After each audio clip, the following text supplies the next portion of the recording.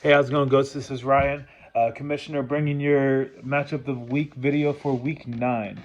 Crazy that it's already week 9, so a lot of the year is already gone. We're starting to really know who's going to step up, who's going to step down, and who's going to get left out, and who's going to be welcomed to the playoffs, hopefully. So, um, all the matchups this week, at first glance, it kind of looked a little rough. And then I even was looking at the history between a lot of the teams and a lot of the games, even though we've all been together as a league for the last 3 years.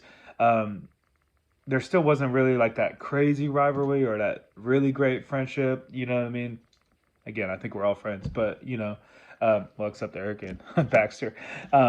But I I was just trying to look for a matchup of the week. So what I wanted to do is highlight some of the other games and um, bring to the attention why each matchup could be the matchup of the week. So starting right at the top with the number 1 seed, which is me versus Kevin. Um, that's already a very interesting game because it's a 1 seed versus the 4 seed, and but other than I think everybody wanting me to lose, I think that people are paying attention because of that. But that to me wasn't game of the week potential match of the week. Sorry, Kevin, but I did want to give Kevin some flowers first because he has the second highest total of the year so far. So.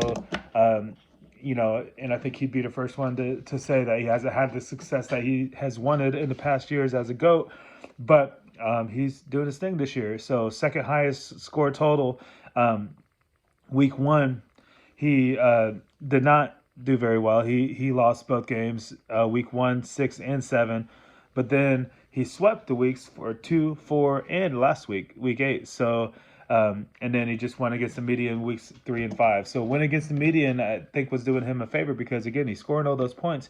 He wants to put up some actually wins against that. So still trying to come up with a name for I like sweep for, if you're sweeping victories, that means that you won both your head to head game and then you won against the median or, scored in the top half of the league. I'm still looking for a name for if you lose both of those games. So taking suggestions for that. So I appreciate that. So Ryan versus Kevin, great matchup, but not match of the week. So, but congrats, Kevin, for a good season so far. Next, I saw Eric versus Curtis. And man, talk about scoring points and not really putting forth the results is Curtis. He always is talking about how every team blows up against him, and it's kind of true. But at the same time, if that was only the case, he would be able to be getting those wins against the median. So he's just kind of had a rough year, even though he's scored the third most points in the league. So he lost both games, weeks 1 through 3, and then again versus Gary and RJ, week 7 and 8. But then he won a head-to-head against Mike in week 4, and then he swept Andrew and Kevin in weeks 5 and 6. So it's like kind of been off and on for him, off and on, off and on. It seems like he did really bad at the beginning and has done really bad the last couple of weeks, but in the middle there, he was finding something. So I think he's wanting to get that back. So that's our last seed, Curtis, but again, third highest score. So the points are there. So hopefully he can get back to it. Eric, meanwhile, started off horrible. Two double loss weeks. Maybe that could work as a name, but I don't know. Weeks 1 and 2. Week 3. I was trying to say week 3 and 1 at the same time. Week 3, he won against excellence, but lost against the median. Week 4, he lost against Kevin, but won the median.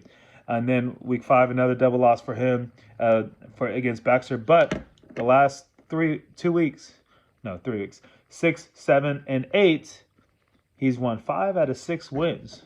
So the only blemish on that record between 6, 7, and 8 is week 7 against Jake. He lost the head-to-head against Jacob. But Eric could be a team on the rise, man. Number 8 seed, number 8 versus number 12 Curtis. Again, a lot of cool things, but not really matchup of the week.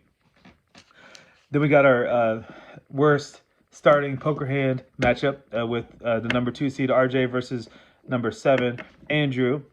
RJ, he's had last 2 head-to-head wins, and then he's had 2 losses in weeks 3 and 5, and then swept 1, 2, 4, and 6.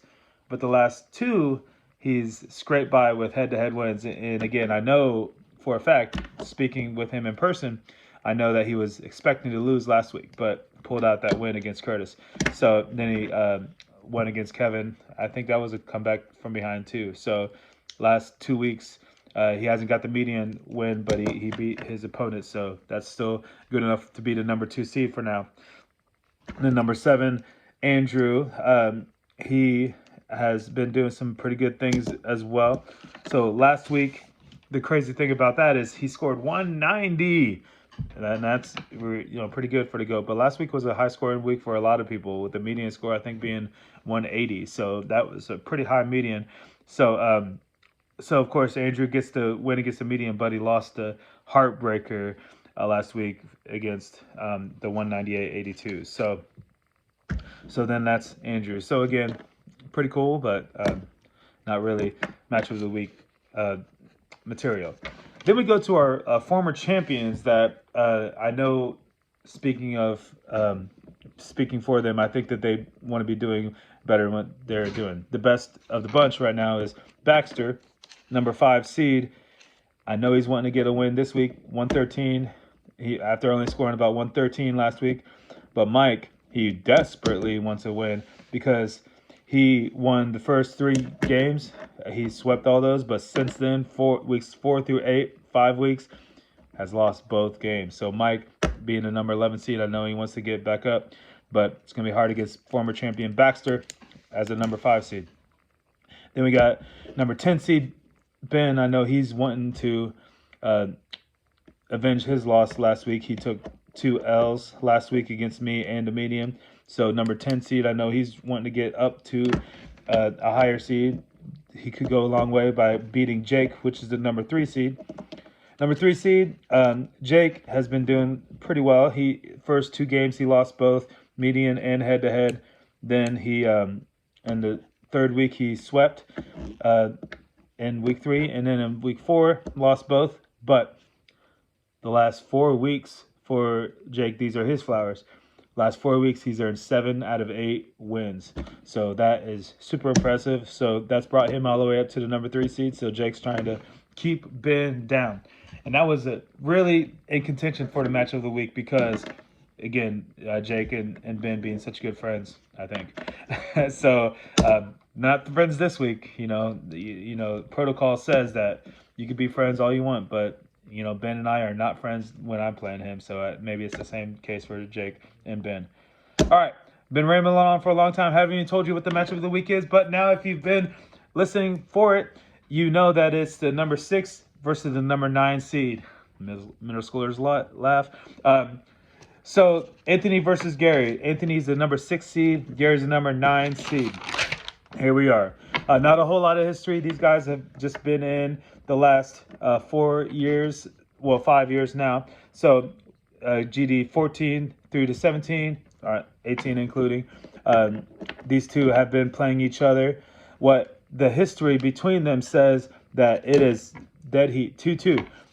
Anthony's 1-2, Gary's 1-2. They've only made the playoffs once together, and that was back in the GOAT Dynasty 15. Gary as the reigning champion, Anthony as before that in the GOAT Dynasty 14, we had the first and the last teams playing because Gary was the reigning champion as the reigning champion, and then Anthony was the reigning last place. He had to rock the name Fish in a Barrel. So, I think that's true. Yeah. So, but then in GOAT Dynasty 15, that's the only time that they both made the playoffs together. Anthony lost his opening game against, I don't remember who he lost against, but he lost the quarterfinals. And Gary, he did not win. He did not repeat as champion, but they didn't meet each other is what I'm saying. So, again, head to head, it's 2-2. Anthony won in the GOAT Dynasty 15, 176 and some change to 112 for Anthony. And then last year, actually, Anthony beat Gary in a nail biter, 169 to 165. So pretty cool there. Gary has not kept it close in the games that he's won, beating Anthony by about 30 points in the 16. And then in GOAT Dynasty 14, both rookies, Gary showed him the ropes, 189 to about 99. So So that's that.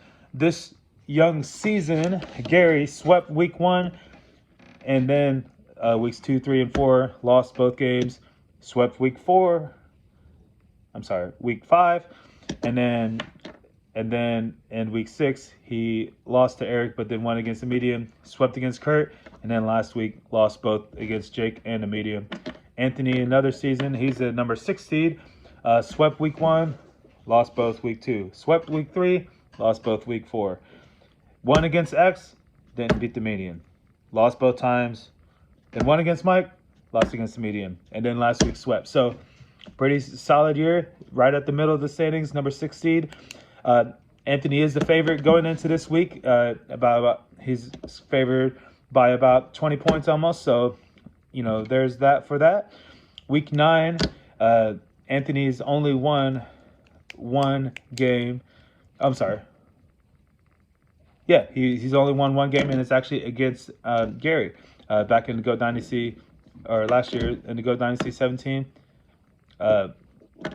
Anthony beat Gary by only about 4 points. So, but that's the only win that Anthony has in week 9, as he's lost to Ryan, Baxter, Ben, in that order, in that same order for Gary. He's won against Jake, won against Eric, won against Kevin, but lost against Anthony last year. So he's 1-3.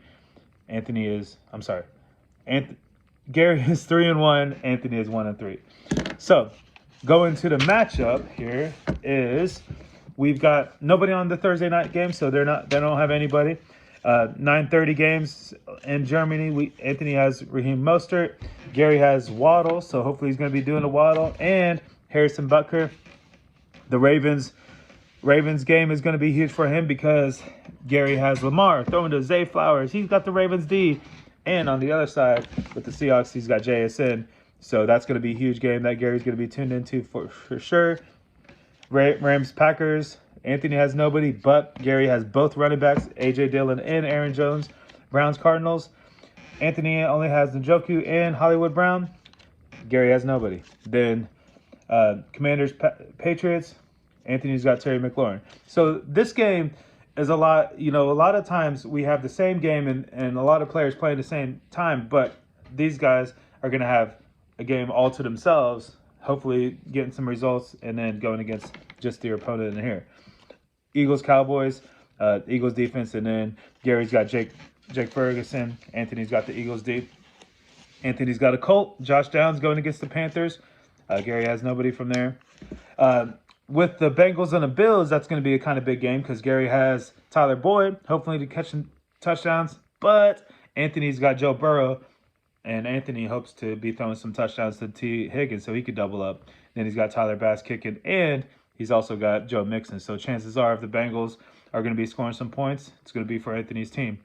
And then Monday night, I know people always like to have players on Monday night so you don't have to just wait and hope that people don't score. But Gary's got Jordan Palmer for the Chargers, and then Anthony's got Austin Eckler. So it's going to be a good one. Matchup of the week, Anthony seed number 6 versus Gary seed number 9. Hope you guys are all right. Having a great day. Sorry for the long video. I just felt like this week a lot of the players, a lot of the games had some interesting beats to it, and I wanted to also respect some of the teams that are performing this year. So horns up, guys, goats, and thanks for watching.